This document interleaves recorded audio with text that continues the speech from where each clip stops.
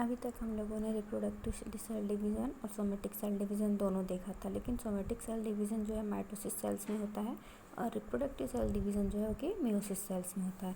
Meiosis cell में होने वाला डिवीज़न पढ़ते हैं कि मियोसिस डिवीज़न या फिर रिप्रोडक्टिव सेल डिवीज़न बोलते हैं। यह 2 पार्ट में कंप्लीट होता है और इसमें ये देखे थे कि एक सेल से 4 सेल का फॉर्मेशन होता है। Meiosis first it is divided by 4 face, है ना। यह क्या है, 4 फेसेस में डिवाइड होते हैं। तो जिसमें कि क्या है, कौन सी स्टेज है, प्रोफेस फर्स्ट क्या है, प्रोफेस फर्स्ट फिर से अपने ही आप में 5 फेसेस में डिवाइड होती है। जैसे अपन ने देखा था कि माइटोसिस में क्या देखे थे कि जो प्रोफेस में है कि सभी प्रकार के क्रोमोसोम जो है एक दूसरे से जालनुमा संरचना के रूप में गूंथकर एक सिस्टर क्रोमेटिड के द्वारा जुड़कर एक नए क्रोमोसोम का फॉर्मेशन करते हैं। उसी टाइप से जो लिप्टोटीन है ना, प्रोफेस फर्स्ट की जो फर्स्ट स्टेज है वो है लिप्टोटीन में क्या होता है, क्रोमोसोम जो होते हैं वो कंडेंसेशन करते हैं, मतलब क्रोमोसोम जो है वो गुथे हुए रहते हैं। क्रोमेटिन फाइबर जो है एक दूसरे से कंडेंस कंडीशन में रहते हैं और किस टाइप से रहते हैं, लॉन्ग थ्रेड लाइक स्ट्रक्चर के रूप में, जैसे अपन ने प्रोफेस में देखा था, है ना। फिर उसके बाद जाइगोटिन फेस।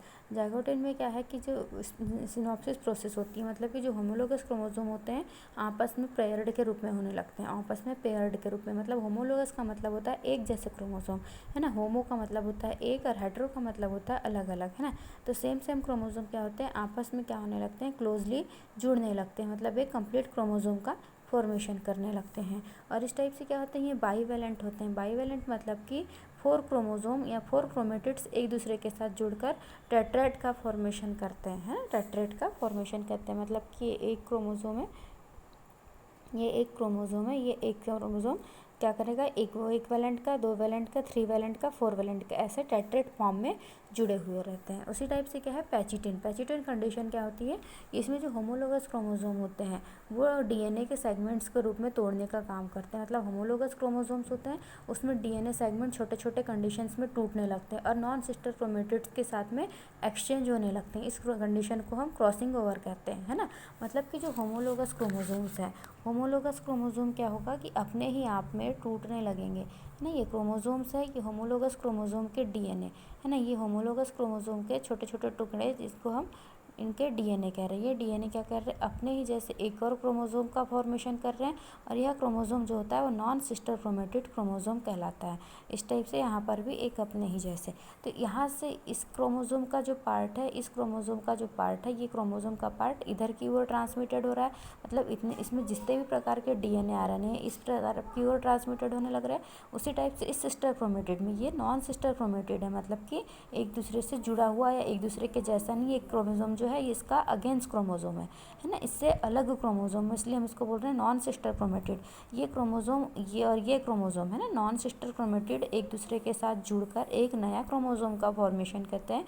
और इस क्रोमोसोम का जितना भी सारा जो डीएनए है, आरएनए है, जो भी न्यूक्लिक एसिड्स है या फिर केंद्रक द्रव्य है, जो भी चीज़ें ये क्या होने लगता है, इस क्रोमोसोम के अंदर जाने लगता है ना, इस क्रोमोसोम। तो इस क्रोमोसोम को हम क्या बोलेंगे, क्रॉसिंग ओवर, है ना। तो ये कहाँ पर होता है क्रॉसिंग ओवर का फॉर्मेशन, पैचिटिन कंडीशन में, है ना। ये कौन सी कंडीशन में, पैचिटिन कंडीशन में, ठीक है। क्या होता है, क्रोमोसोम का फॉर्मेशन होने लगता है। लेकिन जब क्या होता है कि जो क्रॉसिंग ओवर का फॉर्मेशन होने लगता है, लेकिन क्या होता है, डिप्लोटिन क्रोमोसोम में जो होमोलोगस क्रोमोसोम है, यानी मतलब ये जो क्रोमोसोम है, होमोलोगस का मतलब एक जैसे क्रोमोसोम्स है ना, वो क्या होने लगते हैं, एक जैसे क्रोमोसोम जो होने लगते हैं बाईवेलेंट फॉर्म में टूटने लगते हैं। मतलब कि इतना भाग अलग टूट जाएगा, ये भाग अलग टूट जाएगा, है ना। बाईवेलेंट फॉर्म में टूटने लगते हैं या सेपरेट होने लगते हैं। इस टाइप से क्या होते हैं, वो अपने ही पास एक एक नया सेंट्रोमियर का फॉर्मेशन करने लगते हैं ना। और यही सेंट्रोमियर क्या करते हैं, छोटे छोटे सेगमेंट्स के रूप में टूटने लगते हैं। ये सेगमेंट जो होते हैं इन्हें हम काइज़मेटा कहते हैं ना।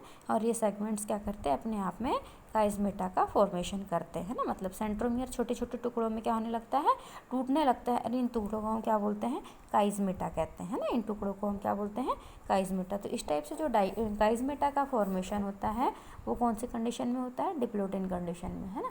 इस टाइप से जो है डिप्लोटिन कंडीशन में काइज़मेटा का फॉर्मेशन होता है,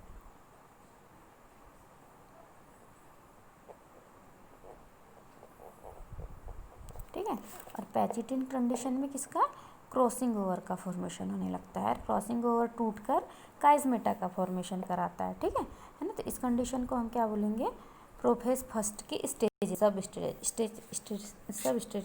स्टेज बोलेंगे, ठीक है है ना, पेचिटिन और डिप्लोटिन। डिप्लोटिन के बाद में क्या होती है, डाइकाइनेसिस, है ना। डाइकाइनेसिस जो प्रोसेस होती है is this at this process, है ना, is this at this the nucleus disappear. इसमें क्या होने लगता है कि जो नए नए जो होते हैं क्रॉसिंग ओवर्स का फॉर्मेशन होता है, नए नए क्रॉसिंग ओवर्स क्या करने लगते हैं, काइजमेटा का फॉर्मेशन करते हैं सेंट्रोमियर को तोड़कर। तो इन सेंट्रोमियर्स को जब टूटने के साथ साथ काइजमेटा का फॉर्मेशन होता है तो इसमें क्या होता है, न्यूक्लियोलाई क्या होने लगती है, डिसअपेयर होने लगती है। साथ में जो स्पेंडल फाइबर्स भी होने लगते हैं वो भी क्या होने लगते हैं, डिसअपेयर होने लगते हैं ना, टूटने लगते हैं स्पेंडल फाइबर भी।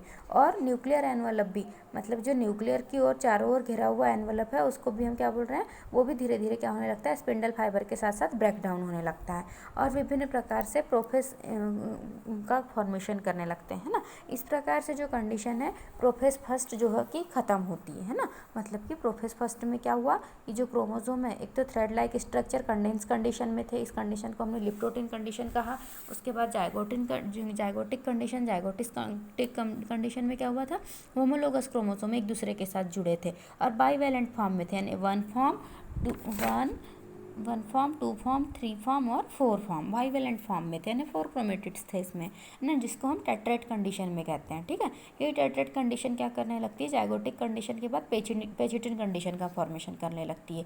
और ये पेचिटिन कंडीशन में होमोलोगस क्रोमोसोम डीएनए के सेगमेंट्स के द्वारा नॉन सिस्टर क्रोमेटिड, मतलब कि ये सिस्टर क्रोमेटिड नहीं है, दूसरा क्रोमोसोम है, नॉन सिस्टर क्रोमेटिड्स के द्वारा एक दूसरे के साथ जुड़ने लगते हैं और जितना भी जो मटेरियल है ना, वो सब क्या करने लगते हैं, एक्सचेंज करने लगते हैं। जैसे कि डीएनए हो गया या आरएनए हो गया, इस क्रोमोसोम से इस क्रोमोसोम में एक्सचेंज करने लगते हैं। इस प्रोसेस को हम क्या बोलते हैं, क्रॉसिंग ओवर की, जो कि पेचिटिन कंडीशन में होती है।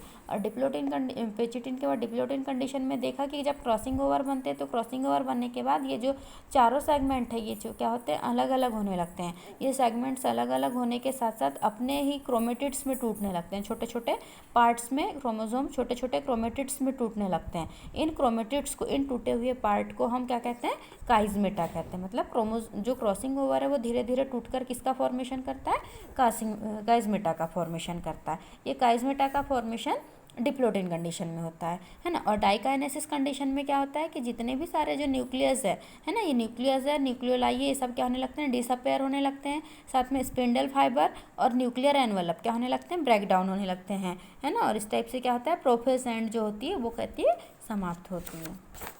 फिर मेटाफेज फर्स्ट में ये देखा था, जैसे कि हम लोगों ने माइटोसिस के समय में मेटाफेज फर्स्ट देखा था कि जो क्रोमोसोम्स है वो एक दूसरे से क्या होते हैं, सेंट्रल एक्सिस क्या होता है, इक्वेटरी प्लेट पर अटैच होते हैं ना, मतलब एक दूसरे के सेंट्रल एक्सिस से हम सीधी लाइन खींच सकते थे, है ना। तो the bivalents are tetrads line up along the metaphase plate of the cell with homologous chromosome side by side, है ना। इसी में भी क्या बोला है कि जो मेटाफेज प्लेट है इसमें क्या होता है, विभिन्न प्रकार के होमोलोगस कंडीशन होती है ना, होमोलोगस क्रोमोसोम्स होते हैं जिनके हम साइड बाय साइड एक सीधी लाइन खींच सकते हैं। ठीक है, उसी टाइप से क्या हुआ था, अब जब एनाफेज कंडीशन में क्या होगा, जो क्रोमोसोम है वो सेपरेटेड होते हैं और सेपरेटेड क्रोमोसोम क्या करने लगते हैं, अपने अपने एक एक भाग को, अपने अपने एक एक सिस्टर क्रोमेटिड को अपोजिट पोल की तरफ पुल्ड करने लगते हैं, अपोजिट पोल की तरफ पुल्ड करने लगते हैं, खींचने लगते हैं, है ना। और विभिन्न प्रकार के जो भी माइक्रोट्यूब्यूल्स अटैच होते हैं उनको किसके रूप में, सेंट्रोमियर्स के रूप में कन्वर्ट करके एक नया क्रोमोसोम का फॉर्मेशन करने लगते हैं। ठीक है, उस टाइप से जो टीलोफेज है, टीलोफेज में क्या होता है कि कंप्लीटली क्रोमोसोम का फॉर्मेशन हो जाता है।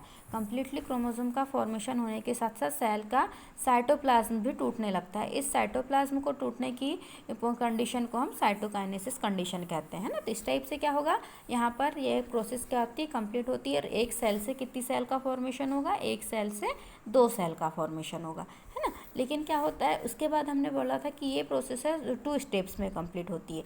तो अब क्या होगा, सेकंड स्टेप क्या होगी, देन मियोसिस सेकंड, है ना। मियोसिस सेकंड जैसे मियोसिस फर्स्ट थी उसी टाइप से मियोसिस सेकंड स्टेज है। लेकिन क्या होता है, इसमें प्रोफेस की जो 5 स्टेज है वो 5 स्टेज नहीं होती है, यानी मियोसिस सेकंड जो है ये माइटोसिस के जैसे ही सेम होता है ना।